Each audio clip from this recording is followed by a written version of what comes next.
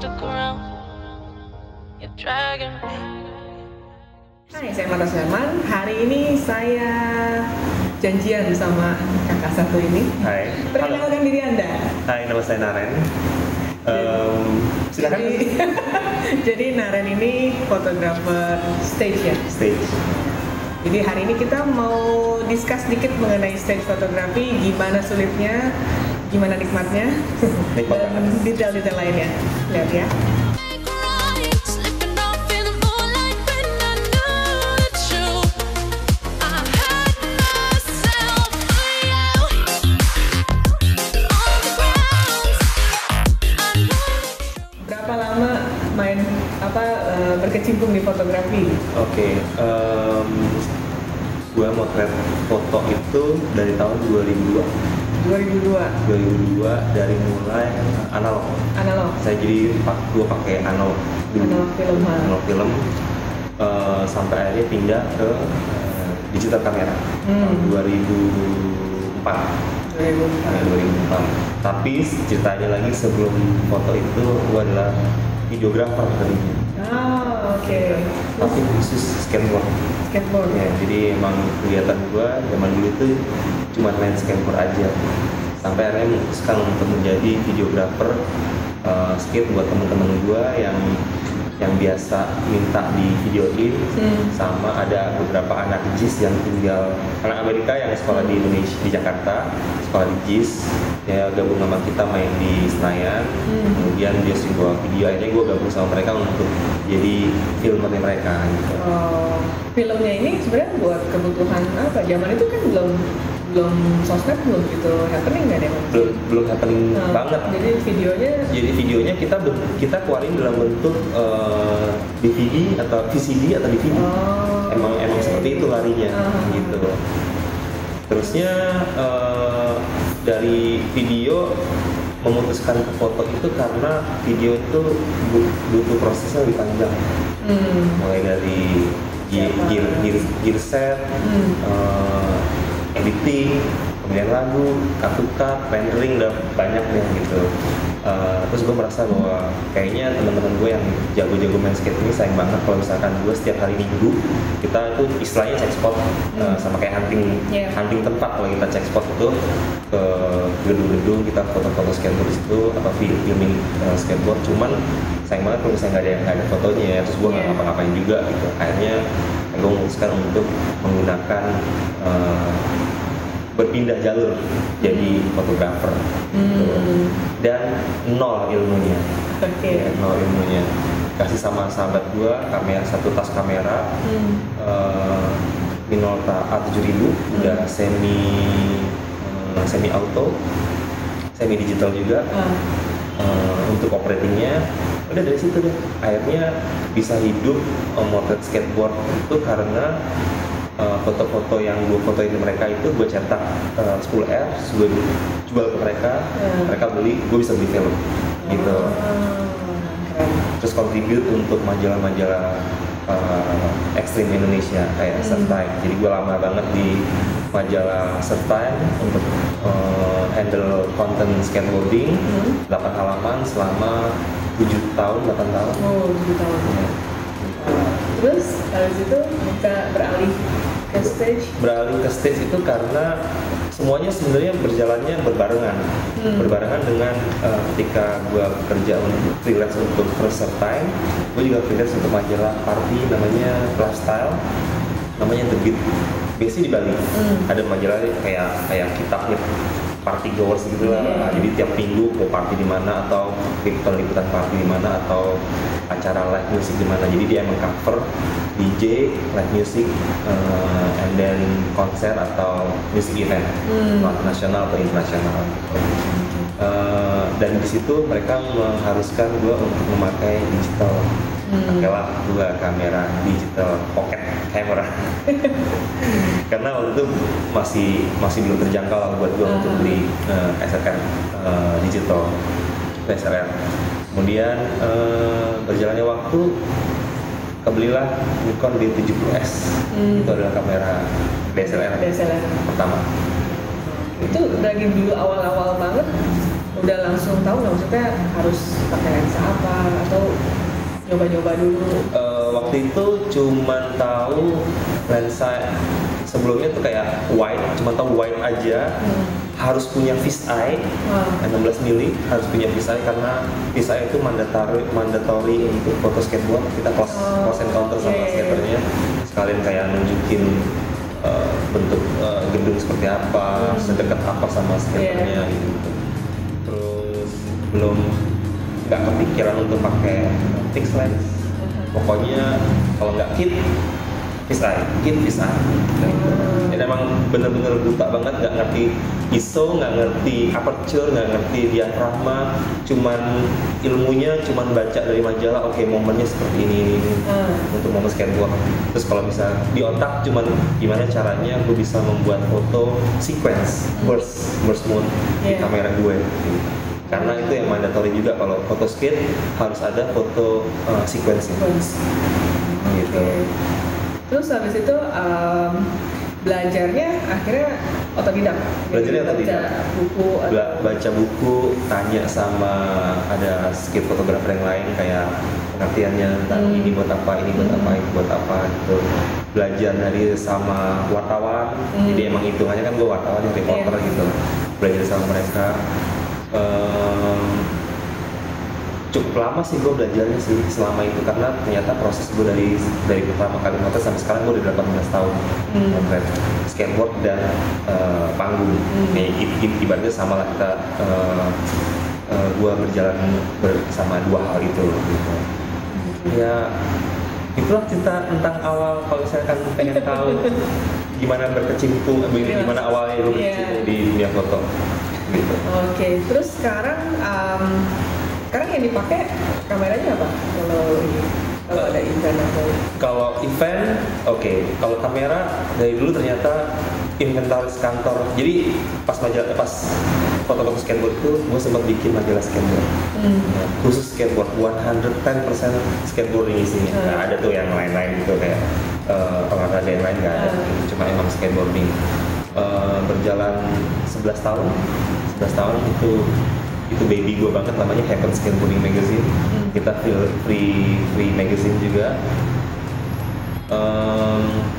Karena inventaris kantor itu dulu adalah Nikon, nggak mungkin gue membeli kamera yang berbeda. Inventarisnya udah pasti kameranya saya lengkap gitu. Ada zoom, ada fix, ada wide, ada fisheye. Jadi otomatis gue cuma beli satu body, lensanya dari mereka. Berlanjutlah dari 70S ke 300, 300S, 700, sekarang udah 750. Semuanya all Nikon. Nah kalau event gitu sebenarnya apa sih maksudnya kayak lensa yang lu mesti punya gitu, apa itu harus fix atau harus zoom atau wide harus standar? Kalau lensa kan kalau event tergantung ya, kayak event gede, event kecil biasanya berapa body yang gue bawa. Kalau event kecil biasanya gue cuma kayak di klub gitu cuma satu body aja. Cuman gue bisa bawa 3-4 lensa. 3-4 lensa. Dalam artian kenapa gue harus bawa sebanyak itu lensa? Gue mau ada yang foto-foto aman, sama gue mau ada foto-foto yang eksperimen lens gitu. Terus kalau misalnya event gede, biasanya gue bawa 2 body. Yang kiri khusus buat tele zoom, yang kanan bisa gue ganti-ganti dulu, bisa wide, bisa wide 44, bisa 16 mili, bisa iseng 35, bisa iseng 85 gitu.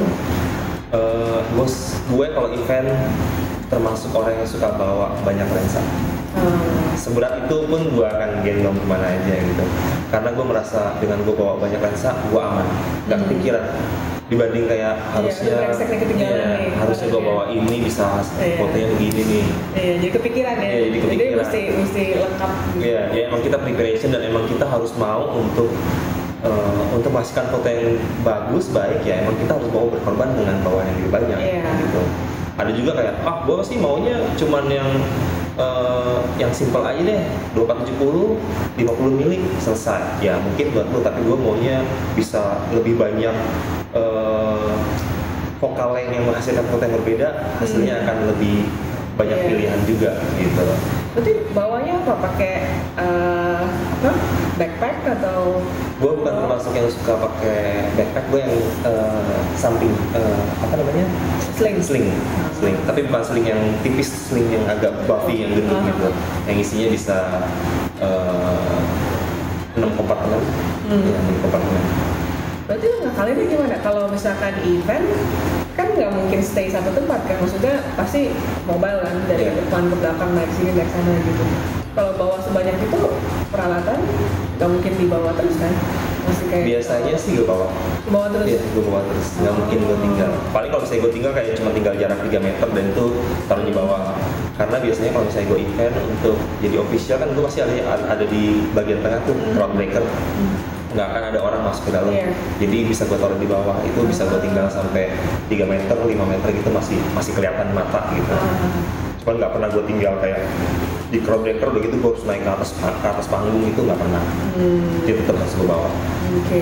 Terus ini juga kalau di event itu, mungkin yang teman-teman pengen tahu juga, event itu kan macam-macam ya, ada event gede, ada event kecil. Kerjanya sendiri atau ada kayak timnya? Sebenarnya kayak misalkan kayak With The Fest atau PWP itu kita punya tim, tapi kita udah punya positioning sendiri. Kayak misalkan gue di panggung 1, ya udah foto yang gue lakuin di situ adalah di panggung 1 aja. Kecuali emang gue ngejar di panggung 2, misalkan siapa lagi manggung gitu, gue mau foto ya gue mesti lari ke panggung 2. Tapi itu akan Ya bisa kehilangan momen ya? bisa kehilangan momen di panggung 1 sama takes my energy a lot gitu untuk gue jalan kaki karena eventnya kan jaraknya jauh-jauh stage-nya gitu. Apalagi ya, biasanya gue berusaha bisa cover the whole venue gue yang gue pegang gitu. Dari kiri, kanan, atas, belakang, panggung, atas panggung, supaya punya hasil foto yang banyak pilihan, banyak pilihan. Dan bukan berarti kayak ketika udah jadi official, ketika udah jadi orang yang in charge di depan panggung, terus kita mendapatkan zona nyaman, terus kita nggak mau kemana-mana. Akhirnya yang kalian itu doang. Iya, kita harus mau blending ke penonton yang lebih banyak. Tapi bukan berarti udah ribuan terus kita mau nge-blend situ juga, nggak, itu akan jadi PR juga. Iya.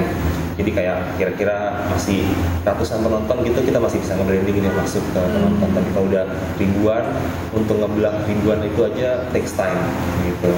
Kebayang sih ribuan. Terus masuk teknis sedikit nih. Kalau buat settingan kamera sendiri, biasanya apa sih kalau foto stage? Foto stage gue pakai biasanya jarang auto WB, tapi biasanya white balance-nya di Kelvin. Dilihat dari situasi dan kondisi ketika panggung terlalu biru. Ya karena banyak cahaya ini ya. Kita naikin Kelvin di 4300 supaya dia normal mau ke orange sedikit. Ketika dia terlalu banyak kuning, dominan kuning, kita turunin ke 3700. Tapi karena pakai raw yang memudahkan untuk mengganti warna, jadi kayaknya gue udah nggak terlalu pusing dengan hal itu, kecuali emang biru banget atau merah banget atau ungu banget, yang dimana warna-warna itu adalah musuh gue di panggung gitu. Jadi emang kalau misalnya foto panggung tuh kita paling nggak bisa baca pattern lampu, pergantian lampu kan ada patternnya kan. Gitu. Ya, itu mesti pelajarin pattern itu. Detik itu juga pasti bisa tahu. Gitu. Merah, kuning, hijau, biru, merah, kuning, hijau, biru, merah, kuning, hijau. Tunggu ini mau motret yang mana ya gitu.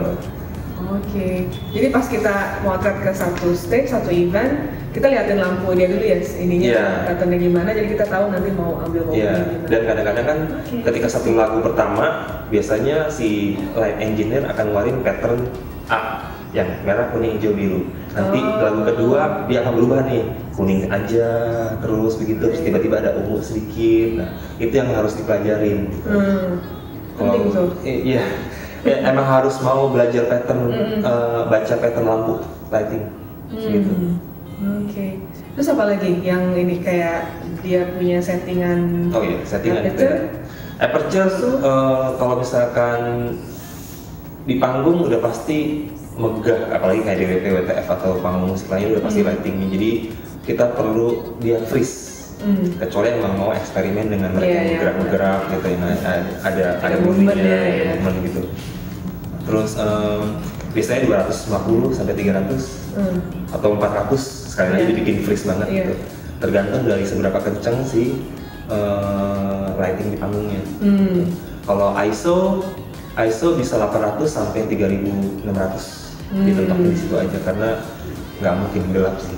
Iya, pasti Nggak ada mungkin gelap. ini. Kecuali emang ketika kita motretin buat musisi yang dia matiin lampu segala macam baru kita naikin ISO bisa sampai 8.000, 10.000 gitu. Oh, oke. Terus kalau flash sendiri sebenarnya boleh nggak? Nggak boleh. Di panggung itu nggak boleh flash. Nggak boleh flash, ya? Di panggung itu sama sekali nggak boleh flash karena ketika otomatis kita yang ada di bawah mengharapkan penyanyi yang kita foto itu kelihatan dengan flash. Padahal ketika kita tembak flash itu dari bawah mata dia kehajar flash. Itu mengganggu, gitu. mengganggu artisnya, mengganggu player yang lain. Itu kalau satu orang. Iya. Dimana kalau di depan itu ada 30 orang Iya. semua prak gitu ke mata Ganggu semuanya sih, ya. ha. Makanya sangat dianjurkan untuk tidak menggunakan flash kecuali DJ. Kalau di DJ. klub DJ boleh pakai flash asal nggak nembak banget ya, nggak kekuatan satu persatu gitu. Kalau biasanya kalau di klub gue pakai diffuser. Ya pakai diffuser terus ngadepnya ke belakang. Gue biasanya kayak gitu. Ada juga yang ada ke depan ya. Itu tergantung dari nanti mau hasilnya seperti apa. Gitu. Gue biasanya sukanya yang emang surroundingnya kalau di foto DJ emang sukanya surroundingnya kelihatan dibanding yang cuma DJ-nya aja yang kenceng Iya. banget gitu. Oke. Terus kalau tripod nggak pakai tripod juga ya? Monopod Tripod. atau apa? Kita handpod. Kita handpod ya. Yang penting nggak repot. Iya, itu bikin repot. justru. Itu bikin repot kalau bawa tripod. Gua bukan tipe yang bawa tripod atau monopod gitu karena bawaan gue udah berat. Gua rasa selama kita bisa ngatur pernafasan dengan baik, kita bisa stand still gitu. Stand still sama megang kamera yang bener itu juga akan bisa bikin lu sepersekian detik jadi patung. Gitu. Megangnya gimana? Ada yang ada cara beda? Oh enggak sih sama aja, cuman emang Cuma ada napas. mesti tahan napas Iya, dikit tahan pada napas. saat pencet Iya, filter ya. benar. Penting banget tuh. Gitu. Kalau perut gendut ya? Nggak? Menurut gue enak ada tekanannya. Ada tekanannya. Ada tekanannya. Penting. Terus apa lagi ya? Teknik-tekniknya laser. Laser itu bukan suatu hal yang mudah untuk difoto. Oh gitu? Iya, bukan. Kenapa tuh? Tricky dia. Patternnya nggak ketahuan. Pattern lampu laser itu dia bisa berpendar kiri kanan. Sedangkan foto laser yang baik adalah ketika kita bisa menghasilkan foto yang balance kiri kanannya, terus simetris, pergerakannya sama. Jadi nggak mungkin yang sini terang, sininya redup. Kan nggak enak. Ada di sini 5 garis, di sini cuma 3. Oh lebih ke bentuk ini Iya, ya? bentuknya biar sama, biar itu bagus. Terus tidak dianjurkan untuk para pengguna mirrorless untuk memotret laser karena Kenapa tuh? memudahkan laser merobek sensor mereka. Oh gitu? Iya. Oh, itu sih catat tuh. Iya, semudah itu. Penting ya. Kalau misalnya nggak percaya, jajal aja. Udah pernah ada kejadian tapi? Sering banget. Jadi Sering. mereka motret terus si laser ini masuk. Karena ke dalam ini. kalau kita pakai mirrorless itu kan udah pasti kebuka kan sensor. Iya. Kita live view, udah pasti kebuka. Kalau DSLR kan ada kacanya yang Iya. walaupun kita dalam keadaan standby, dia nggak akan masuk ke sensornya itu. Gitu. Dan ketika laser berjalan ini kan juga lebih cepat berapa detik, ya kan? Dibanding mirrorless yang tanpa sensor yang udah pasti kebuka. Iya. Itu diangkat, laser yang lewat ya itu yang dari seret gitu. Makanya itu hasil fotonya bisa setengah terang setengah gelap kayak film kebakar atau garis biasanya. Ini sensornya jadi benar-benar rusak atau cuma hasil foto saat itu? Sensornya benar-benar Sensornya benar-benar harus rusak. ganti sensor. Ya 7 juta 8 juta untuk ganti sensor demi motor laser. So motor laser sekarang sih udah ada rules bahwa laser yang dipasang di sebuah event itu harus 60 cm di atas kepala. Nah, sekarang udah ada rules seperti itu. Kalau dulu kayak tergantung sih, ya tergantung si laser engineeringnya seperti apa. Tapi kalau dulu itu disiram gitu, sampai ke bawah-bawah gitu. Ya itu yang bahaya banget. Bahaya buat Bahaya semuanya, bahaya buat orangnya mata, juga ya, bahaya. bahaya. Oke. Buat mata bahaya, buat kamera berbahaya gitu. Jadi kalau sekarang ada rules bahwa laser tuh harus ada 60 cm atau 80 cm di atas kepala Iya, kita atas kepala. supaya aman untuk semuanya. Iya. Tempat yang paling aman untuk motret itu di FOH. Kalau motret laser ya, kalau misalnya mau cari aman di FOH karena dia nggak akan kena laser gitu. Oke. Nah terus kalau misalkan ada teman-teman yang mau belajar foto stage nih, sebenarnya semua event itu kita bisa datang langsung belajar motret atau ada aturan-aturan tertentu? Untuk motret sebenarnya sih semua orang bisa datang ke event untuk motret, tapi tergantung eventnya memperbolehkan orang itu untuk membawa kamera yang lebih profesional atau enggak. Biasanya cuma boleh yang kayak kit, lensa kit atau lensa 50 mili atau 80 mili gitu. Iya. Tergantung dari penjaganya seperti apa dengan pemahaman kamera profesional seperti apa. Biasanya kalau mirrorless melewat. Oh gitu. Ya, begitu kamera DSLR udah kayak ini kayaknya nggak boleh deh mas. Mesti ada surat Mesti izin ada, ini, apa? mesti ada ID, mesti ada izin gitu. Jadi kayak Itu banyak nggak di event-event itu Banyak. memperlakukan itu? banyak banget, ya? banyak banget. Karena kita kenapa gue belajar bahwa kenapa diperlakukan seperti itu. Kalau misalkan diperbolehkan semua orang bawa kamera, jadinya orang bukan menonton konser, Iya sih, motret. iya. Itu satu. Udah gitu tendensi yang kedua adalah orang datang ke konser kan mau nonton, bukan mau berdiskusikan orang sama orang yang mau motret. Iya. Kadang annoying juga sih ya, tahu lewat mana gitu orang lagi enjoy. Iya benar. Belum lagi kalau misalkan kita sama handphone aja udah terganggu. Iya, betul. Ini kamera gede semua, ber gitu. Mereka udah bayar. Jadi kalau mau belajar ya bisa dimulai dari panggung-panggung kecil atau Java Jazz memperbolehkan penonton untuk bawa kamera. Java Jazz bisa ya? Java Jazz bisa. Biasanya sebelum kalau misalnya mau motret ditanya dulu ke admin sosial medianya atau yang bisa dihubungi bahwa tanya boleh motret apa enggak. Atau datang ke acara pensi biasanya boleh. Pensi boleh. Cuma ya lo harus fight sama adik-adik kesayangan itu, adik kesayangan itu untuk bisa motret di depan gitu. Iya. Oke. Terus kalau event sendiri sebenarnya lebih banyak event indoor atau outdoor? Event sih sama banyaknya. Indoor mostly untuk DJ yang ada di klub atau event-event yang emang dibuatnya di indoor. Susah mana tuh indoor ke outdoor? Apa sama aja? Buatku sama aja sih. Sama aja. Tapi kalau indoor biasanya tergantung tempatnya juga sih, indoor sebesar apa. Kalau misalnya indoor yang kecil udah pasti susah pergerakan. Kalau udah kecil udah gitu pack ya itu susahnya minta ampun. Buat film sana sini. Itu susahnya minta ampun. Buat gue lebih sukanya outdoor. Outdoor ya. Outdoor karena lebih lebih kebuka aja semuanya dibanding kita dalam satu ruangan gitu yang tertutup. Kalau misalkan outdoor tuh lebih enak. Tapi kadang-kadang bosan. Cuaca first ya, cuaca kita nggak menentu, sama mostly event itu ada di outdoor. Kangen juga motret yang di indoor. Karena biasanya kalau di indoor lightingnya lebih berasa. Karena tempatnya terkungkung lah, jadi lebih kelihatan. Berarti udah pernah ngalamin juga dong kalau event outdoor terus hujanan atau apa, tahu-tahu blur gitu? Oh sering. Kamera aman? Selama ini mempersenjatai dengan jaket kamera. Selalu bawa. Gue punya 2 jaket kamera untuk 2 bodi kamera, jadi itu hal-hal yang emang harus gue bawa sih, kayak jaket kamera, terus earplug. Earplug penting. Earplug ya? Ya earplug penting karena musik kan kenceng banget ya speakernya. Kalau musik festival kenceng. Jakarta Warehouse Project itu lebih kenceng lagi. Itu sampai di sini kayaknya, dengernya di sini aja di jantung. Iya, pakai earplug juga masih kedengeran ya sebenarnya. Masih kedengeran, tapi dengan adanya kita menggunakan earplug biasanya berfungsi untuk meredam suara musik yang lebih keras untuk masuk. Dan bagus buat kuping kita juga gitu. Jadi dan jangan sampai pensiunan terus gitu kan, jadi budek dikit gitu kan, nggak lucu gitu. Karena rata-rata fotografer panggung dimanapun semua pakai earplug. Gitu. Ya, wajib.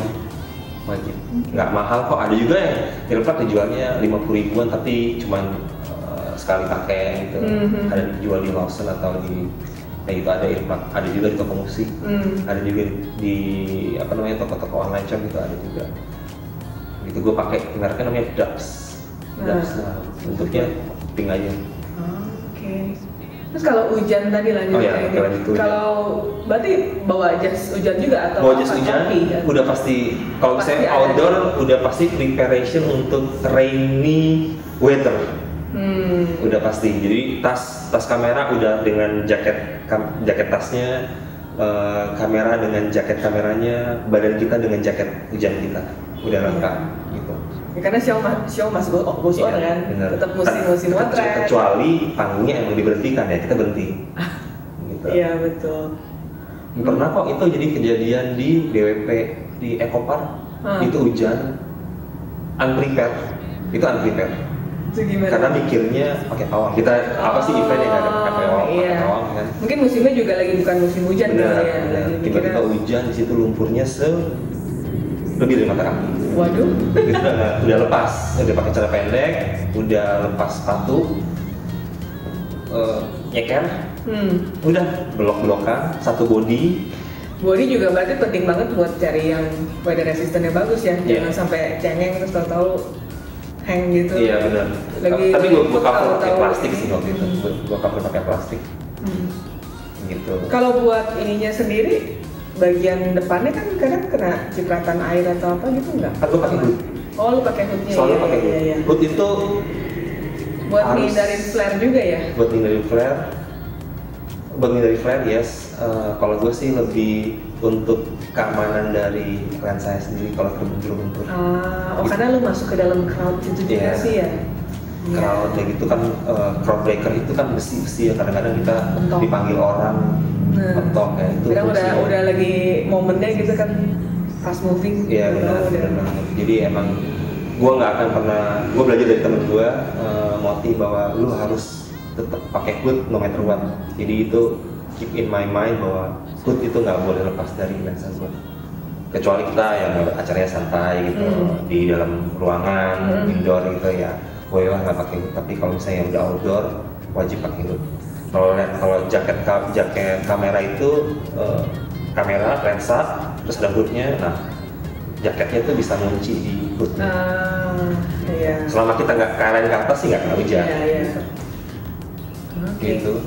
Terus apa lagi ya yang kasih gambaran dikit tuh kalau di lapangan. Jadi lu kalau misalkan begitu event tuh sebenarnya ada momen yang apa ya, momen yang emang mesti lo dapetin sama yang mungkin ya variasinya lah atau apa gitu. Oh, udah pasti momen dari penyanyi atau performance wajib. Terusnya kadang-kadang kita harus pakai juga pemain band. Walaupun mungkin kayak ibaratnya kayak Raisa, solois, tapi pemain bandnya kan juga nggak mungkin nggak difotoin. Nggak mungkin kita cuma fotoin Raisa doang. Ntar kalau berapa hari kemudian kayak ada foto gue terus kita nggak punya, kan kayaknya nggak enak ya. Gitu. Jadi semua yang ada di panggung itu harus semua ada di ada. panggung paling nggak di cover. Gitu. Mungkin Raisa 70%, mereka cuma 20%. Gitu. Terus foto-foto backstage penting. Foto-foto ketika mereka lagi preparation, mulai dari make up, pakai baju, bukan pakai baju, fitting baju. Kita juga belanja dong. Terus biasanya biar foto untuk OOTD, terus foto berdoa, foto ya kegiatan di belakang panggung yang nggak semua orang bisa tahu, itu yang kita yang capture dan kita bisa keluarin one day, mungkin buat buku lah atau buat apa ya, buat seneng-seneng, buat reminiscence kalau misalkan event yang ini seru banget nih waktu itu. Maksudnya kayak gini. Ini foto-foto backstage seperti ini gitu. Terus foto kru, karena foto kru dan manajemen kita kerja sama mereka bukan berarti kita nggak membangun sosialisasi dengan di luar si artisnya. Jangan sampai anak main fotonya Raisa doang, artisnya doang, bukannya doang gitu. Atau siapanya gitu. Tapi kita mau fotoin semuanya gitu. Satu dua foto buat mereka tuh udah menyenangkan. Nggak perlu 10-20, tapi 1 sampai 3 sampai 5 frame buat mereka tuh mereka semua. Jadi kita capture lingkungan kita bekerja, take as family, gitu.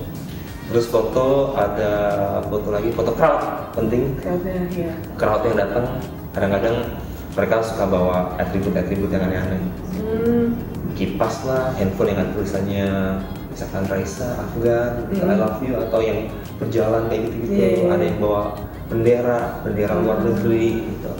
Ada yang kalau event DWP WTF itu nggak boleh orang naik atas pundak kan.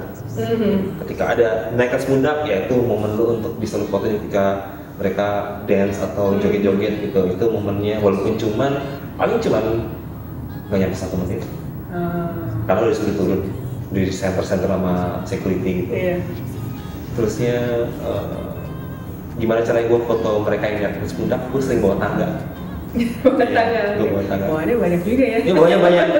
Bawa inflat, bawa tangga, bawa lensa, bawa kamera, gitu. Bawa peralatan hujan gitu-gitu. Gue bawa tangga itu untuk Tangga segede apa? tangga 1, 2, 3 step. Tangga 3 step supaya gue bisa lebih tinggi dari mereka. Terusnya foto crowd, foto apalagi ya, panggung keseluruhan dengan, jadi foto nggak cuma foto performance-nya sama band tapi the whole stage-nya. Abis the whole stage-nya, the whole stage and the crowd. Digabungin lagi the whole stage, crowd and lighting. Lighting and laser, jadi semuanya tercover. Ada alurnya nggak sih, misalkan dari tengah dulu terus muter kemana, ada pattern biasa yang lo lakuin nggak? Maksudnya kan orang kadang-kadang suka yang mau center dulu gitu, habis itu mungkin ke belah mana. Biasanya gue depan dulu cover. Gue udah cover depan dulu, gue merasa bahwa oke, foto-fotonya udah aman, baru gue bisa jalan-jalan nih. Bisa jalan-jalan untuk ngambil wide angle, untuk bisa ngambil zoom lens. Kalau di depan kan udah pasti kita dapet portrait, medium, and full body shot gitu. Habis itu kita ngambilnya udah mulai digabung-gabung tuh, mulai ada foreground tangan penonton lah, ada kita iseng-iseng pakai pakai tisu, pakai botol aqua, pakai prisma, pakai kristal kayak gitu-gitu. Jadi untuk hasilin efek lebih eksperimen lagi. Pokoknya 60% foto kita udah aman, baru kita eksperimen. Kita jalan-jalan itu ke atas panggung, ke samping panggung. Itu udah safe dulu. Ya, yang penting udah safe gitu. Karena manajemen artis atau party promotor atau IO, mereka nggak pengen cuma lihat performance-nya. Gue mau the whole package dari event gue yang berlangsung seperti apa. Mulai dari penonton, dari panggungnya, tata lampu, segala macam udah mesti bisa kita cover, termasuk visual. Satu event gitu berarti lo bisa bawa memori berapa gede? Gue bukan pengguna memori 64. Gue biasanya pakai yang 32 giga, tapi gue punya 6-8 memori card gue bawa. Dan gue perbaruin setiap 6 bulan untuk event gede gitu. Biasanya gue beli dua baru gitu. Karena sini tuh memori tuh kayaknya takut ada mudah hancur atau gimana? Hilang sih enggak kayak gitu ya. Suka tiba-tiba nggak kebaca. Oh gitu? Iya. Di slot bawah nggak kebaca, di slot atas kebaca. Oke. Atau udah damage dua-duanya. Nah, pakai itu nggak apa kayak kan kadang-kadang kamera ada dual memory. Iya. Dual memory gitu di backup atau satu slot aja? Satu slot aja. Tergantung eventnya. Tergantung event. Kalau misalnya emang gua perlu dua-duanya, berarti gua pasang dua-duanya. Biasanya kalau kayak WTF, DWP gitu tuh pakai dua. Terus sama satu kali event itu berarti bisa berapa ribu foto dapat? Tipikal gue yang moto itu bukan burst shot, karena gue nggak suka kayak it's too easy buat siapapun bisa melakukan itu. Tapi kalau misalnya gue single shot itu berarti gue mencoba menangkap apa yang ingin mereka sampaikan lewat kata, suara, lewat foto gue gitu. Jadi gue pakainya single shot. Kemudian dalam satu event itu gue udah mulai bisa membatasi. Kalau yang dulu 1200-1500 frame, sekarang bisa half-nya. Karena gue bener-bener cari momen ngedamin. Karena gue percuma juga ngasih ke dia nggak bisa dipakai juga ya, cuma paling setengahnya juga udah dipakai gitu. Iya benar, kayak gue ngasih misalkan kayak Raisa 100 foto, yang dipakai cuma 1, 2, 3. Paling banyak multi post 10, udah cuma 10, 90 lagi kemana? Itu cuma karena kita agak nggak confident aja kali waktu di lapangan ya, makanya kita nyetoknya banyak. Ya, tapi kalau sekarang kesini gue Sekarang udah tahu momen sama kayak udah pede dengan ini udah bagus lock, ini udah bagus lock gitu.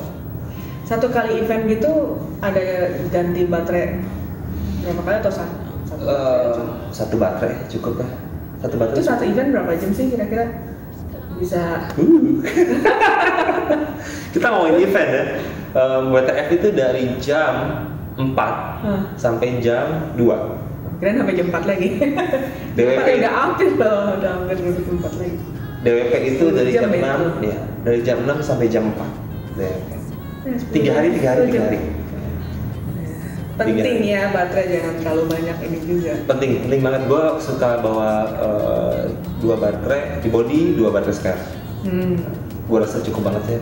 Si Nikon D50 itu punya kemampuan baterai yang cukup hemat selama nggak terlalu banyak menggunakan live view.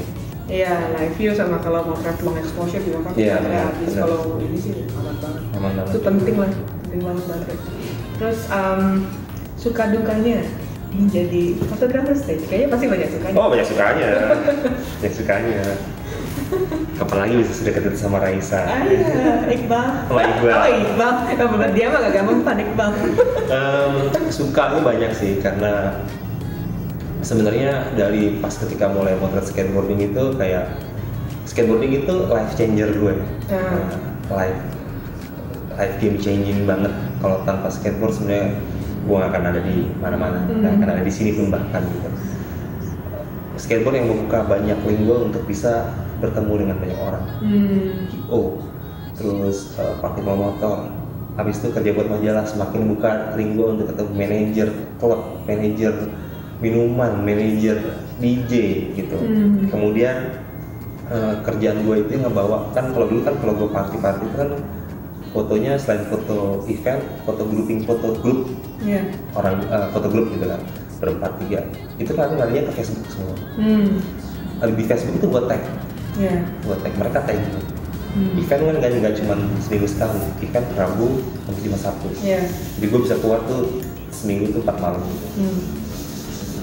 Dari mereka yang kayak kita berteman biasa sampai 10 tahun kemudian lu punya kafe, lu punya PH, lu punya It's so true sih benar. Ya sampai akhirnya kayak kalau mau foto pakai karet aja. Sukanya sih ya karena link yang gue bangun dari dulu sampai sekarang itu selama lu berteman baik, attitude baik terutama ya, attitude baik, lu akan mempunyai banyak suka yang lu peroleh gitu, dibanding dukanya pasti ada. Duka ya kita nggak selalu ada di atas, kita pasti rolling kayak roda, tapi suka membuat gue muda gitu. Kamu udah berapa Bang? Saya 24 dibalik. Antarannya Kan itu kan saya 24 dibaliknya nggak kebaca. Sukanya apalagi ya, terus akhirnya ya banyak ketemu artis internasional maupun lokal. Kalau lokal udah kayak tutup mata ya. Biasa. Bukan gitu, maksudnya tutup mata dalam artian kayak Raisa, DJ Yasmin atau Raisa atau Afgan tuh kayak membuka gua lebih lebar lagi untuk bisa kenal sama orang atau dikenal sama orang. Gitu. Tambah lagi Iqbal. Itu masih disebut terus ya? Jadi Dilan itu semakin membuka gua gitu. Terusnya ketemu DJ internasional dari nomor 1 sampai 10 dunia itu pernah gue fotoin semuanya. Artis-artis internasional yang manggung ya kalau yang gue fotoin ya berarti pernah gue ketemu di panggung ya gitu ya. In real life gue ketemu face to face gitu, walaupun jaraknya 3 meter dia di atas gue di bawah, tapi nggak semua orang punya kesempatan untuk bisa apa yang gue lakuin, dan gue merasa itu adalah keberuntungan, hoki banget.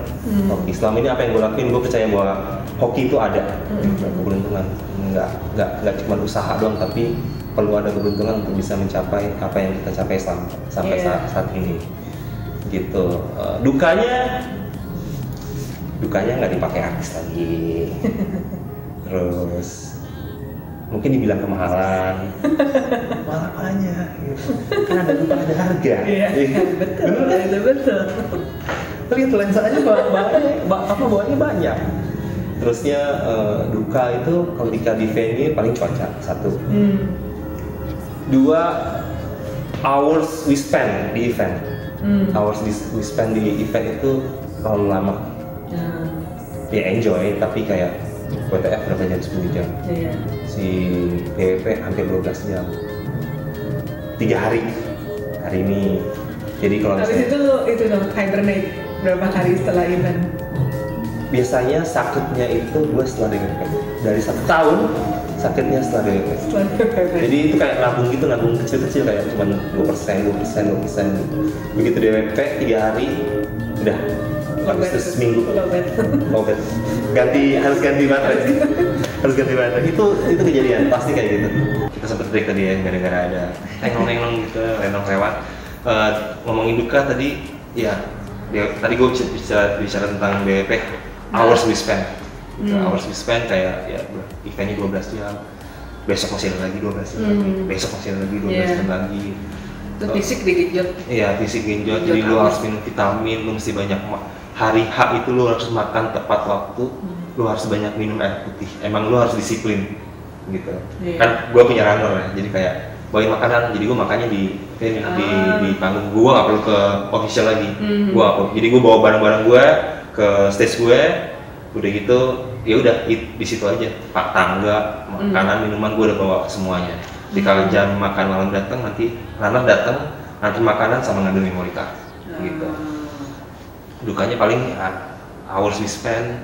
Ya habis itu ya suka apa?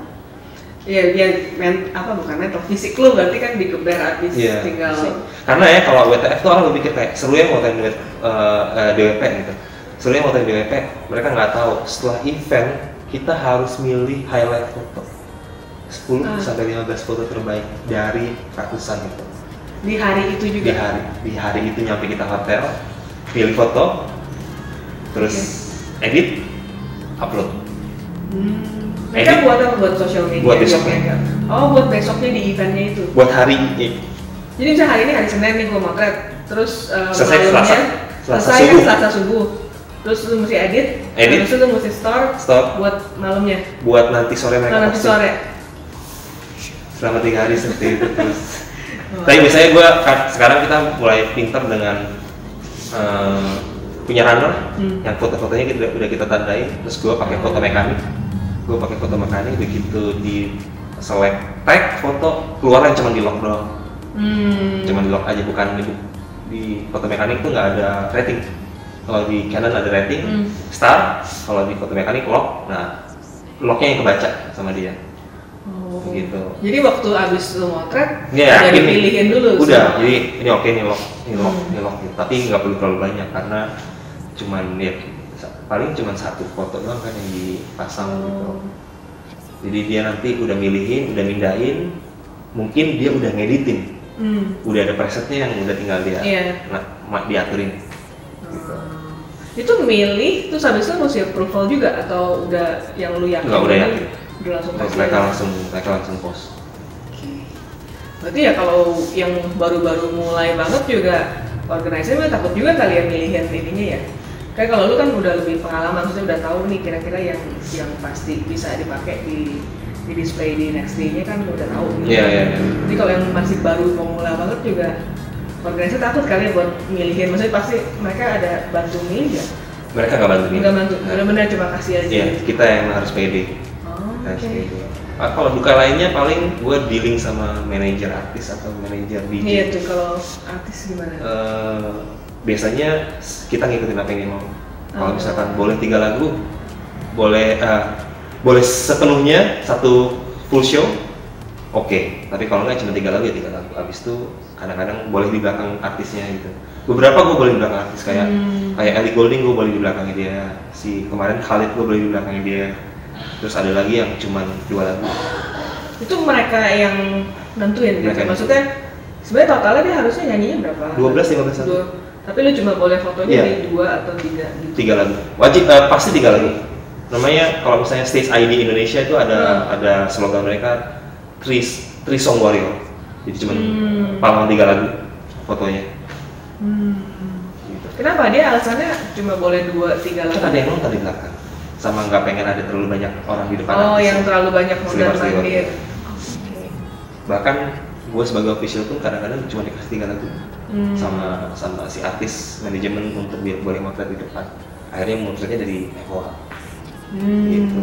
Berarti si model juga dalam tiga lagu itu mereka ya yang terbaik lah ya. Iya. Ininya dan apa? Kayak cara mereka pose atau apa juga kayak Mereka nggak paling peduli. aja mereka Mereka nggak peduli. Makanya gitu, pokoknya 3 lagu. Makanya liputannya cuma boleh di 3 Iya. lagu atau 2 lagu. Korea itu bisa 1 lagu, Korea band 1 lagu. 1 lagu, 2 lagu. Motretnya jauh banget. Ini dukanya kalau motret, nggak duka sih, tapi buat gua hal yang lucu sih kalau motret Korea. Kita taruhnya di FOH sekitar 200-300 meter di belakang, panggungnya gede banget. Itu pakai lensa apa? 70-200. 70-200. Karena percuma juga kalau misalnya gue pakai 200-500 atau yang berapa 1000 gitu. Dia cuma muka doang. Nggak boleh. Oh, nggak boleh ya? Abis manggung, kita udah tungguin tuh sama manajemen di pintu keluar wartawan. Kameranya dicek. Kalau ada yang setengah body, Nggak boleh. nggak boleh. Jadi mereka harus full. Mereka harus full. Alasannya? Supaya nggak dijual merchandise muka-muka artisnya Korea itu. Oke. Sayangnya. Paham. Gitu. Jadi emang mereka punya hak untuk kamera mana ini no delete ini depan kita. tapi 200 mili lu juga nggak bisa. Iya. Kecuali ada faktor crop gitu. Gitu, ya. Itu sih kalau Korea paling security.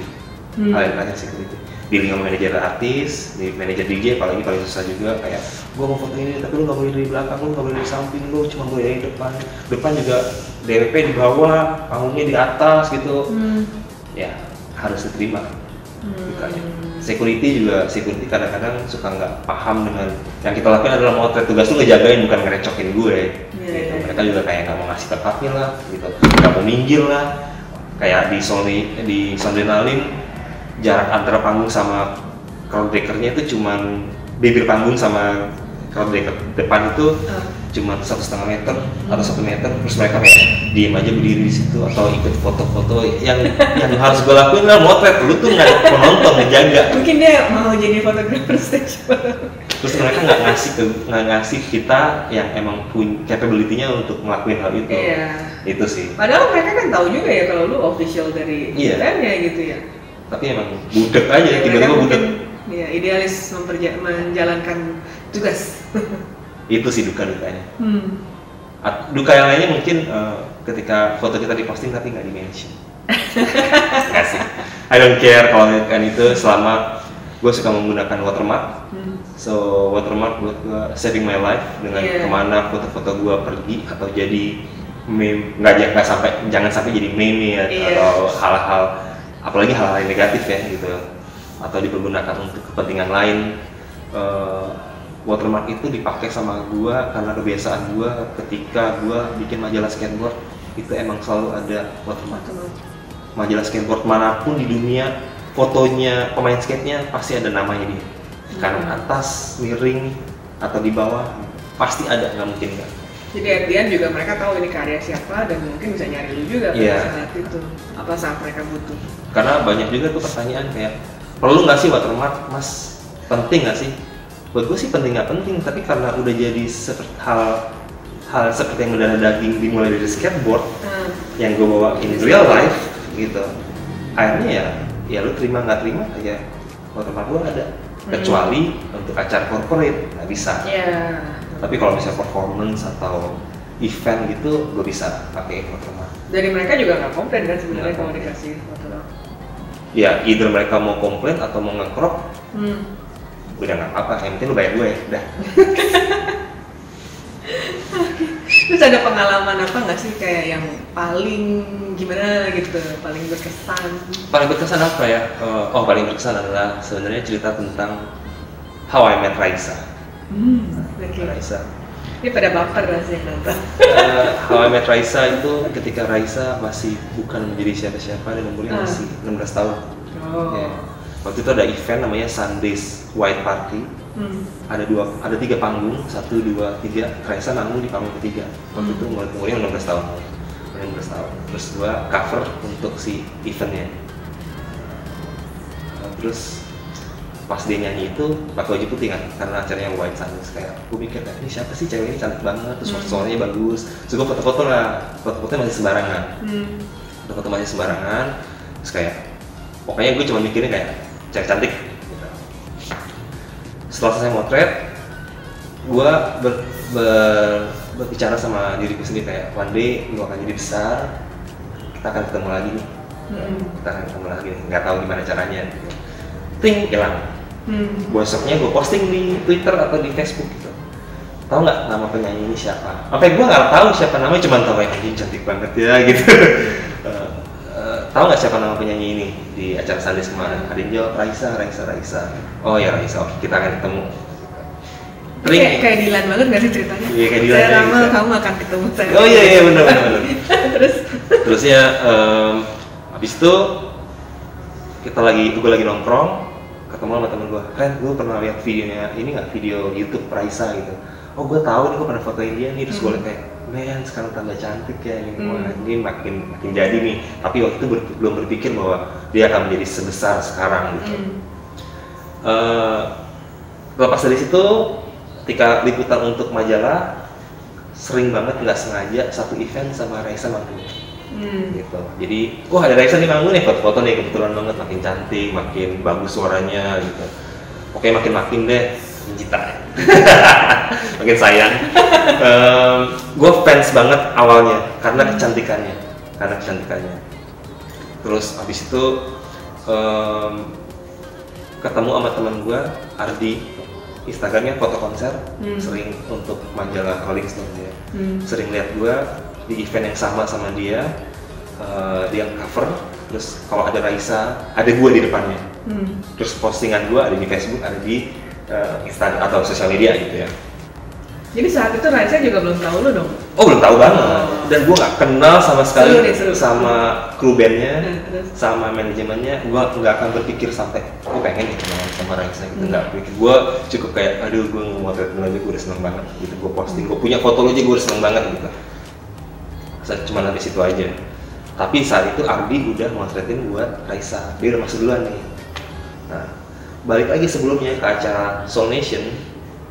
Gue lagi nunggu ID untuk masuk ke acara Soul Nation, ketemu sama Ardi. Waktu itu belum akrab. Lu lagi ngapain bro? Gue lagi nungguin ID nih. Lu mau buat siapa? Buat majalah The Beat, gue bilang. Oh, lu buat siapa? Buat Rolling Stone? Enggak, gue buat Dewi Sandra. Waktu itu dia udah pegang Dewi Sandra official. Wah seru juga ya, enak gak fotoin buat artis gitu? Ya seru-seru aja, enak, kerjaan lu cuma buat fotoin mereka. Oke. Kan kalau di majalah itu kan sama juga, kita 100 foto yang dipakai cuma 5, 4, paling cuma gitu. Jadi foto gue juga cuma kayak yang penting ya udah ada gitu. Ada foto performance, ada foto panggung, ada foto crowd, ada foto grouping foto orang, gue merasa gue udah cukup. Terus ketemulah sama dia, bro, kan masih lama nih, lu mau lihat foto-foto gue nggak? Foto apa? Foto-foto konser gue. Kasih lihat lah handphonenya dia. Di situ gue kebuka mata, foto konser tuh harus kayak gini. Itu foto yang keren-keren semua. Karena dia fotonya dia anak metal, foto-fotonya tentang metal, dan dia jalan-jalan ke Amerika, ke Australia untuk cover Rolling Stone, Korn, Limp Bizkit, Metallica, Megadeth, kayak gitu-gitu yang emang gore, rough, hard, gondrong, apalagi ya, warna-warni gitu, serem-serem kayak, oh ini buat apa? Ini selain momen juga lighting, juga mimik muka kan ya. Kalau rock kan pasti kalau teriak atau lompat atau actionnya gitu. Di situ kayak gua harus punya foto konser kayak dia. Di saat itu gua merasa bahwa you're my panutan. You're my panutan. Ketemu di acara konser Raisa yang di Heyday, diusir sama Ardi. Karena 3 lagu Raisa boleh masuk ke foto gitu. Ardi udah jadi officialnya. 3 lagu selesai, terus security nanya, siapa aja yang boleh keluar nih? Siapa aja yang harus keluar nih? Ini. Ini keluar juga gitu. Oh gue diusir. Terus karena dia tahu gue sering foto Raisa, sering posting gitu, diajak lah sama Ardi ini gue untuk jadi second shooternya dia di launching album Heart to Heart, album keduanya Raisa. Lu mau nggak bantuin gue fotoin Raisa? Bener lu, gue mau lah. Nggak pernah gue sedekat itu sama Raisa, walaupun pas rehearsal ditengok pun enggak sama Raisa, disapa pun enggak, karena pikirnya kayak iya foto pada sebenarnya Raisa nggak sombong karena emang dia nggak, ya kita kalau sama nggak kenal kan kayak ada orang yang nggak kenal langsung aja kenalan, ada orang yang nggak kenal ngobrol dulu baru kenalan gitu. Raisa bukan tipe yang kayak mas apa kabar, nggak juga, dia kayak nah datang rehearsal nyanyi bla bla bla udah foto kita ngopi di bawah pas break.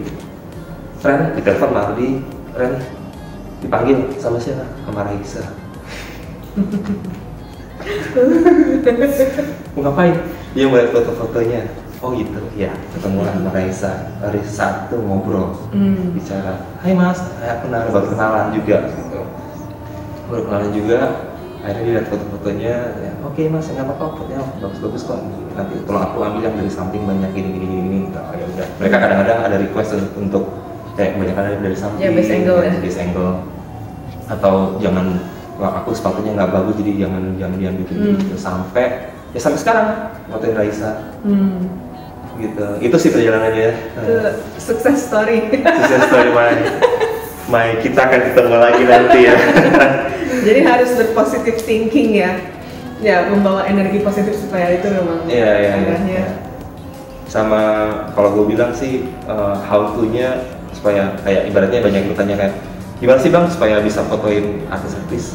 Lu mau nongkrong sih, lu mau keluar, lu mau nongkrong, lu mau bersosialisasi dengan banyak orang, lu mau memperkenalkan diri dengan manajemen artis, lu mau membawa hasil foto lu dalam bentuk buklet atau buklet paling nggak ya, kita bikin di 10 halaman 10 lembar foto small book, foto book gitu yang lu kasih ke manajemen artis supaya mereka lihat.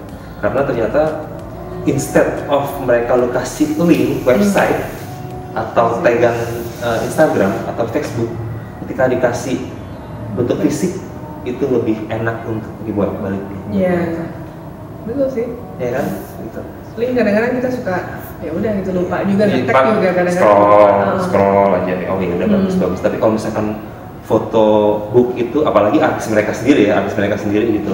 Misalkan siapa lu mau jadi official fotografernya Hi-Fi gitu, Hi-Fi. Ya lu fotoin mereka, bikinin bagus bukletnya, lu kasih ke manajemennya, nanti dibaca-baca sama dipegang itu lebih nyata, lebih real. Iya, betul.